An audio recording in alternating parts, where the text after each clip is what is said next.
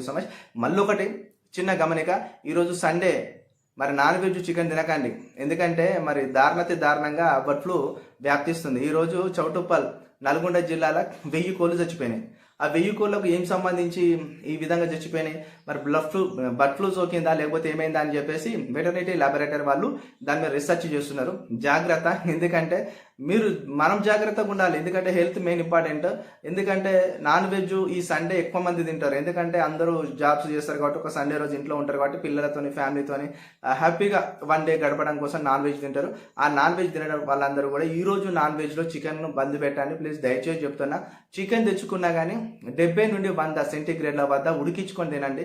ఆ వైరస్ అనేది చచ్చిపోతుంది. N1H1 వైరస్ అనేది మీకు తెలుసు, అది చచ్చిపోతుంది. దాని కారణంగా మరి ఉడికించుకోకుండా ఏమైనా కానీ వైరస్ ఉంటే మళ్ళీ మనుషులకు కూడా అటాక్ చేస్తుంది బర్డ్ ఫ్లూ. దాన్ని గమనించండి.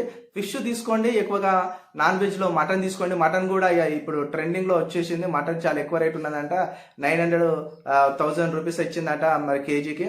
మరి ఏదేమైనా కానీ తినే వాటిని మీరు ఏదైనా సెలెక్ట్ చేసుకోండి, కానీ ఒక చికెన్ అయితే దూరం పెట్టుకోండి. ఒక 1 month 2 months చాలా డేంజర్ సిచ్యువేషన్ ఉంది తెలంగాణ రాష్ట్రంలో. ఇది హెల్త్ కోసమే, అంతే తప్ప వేరేదైతే ఏం లేదు.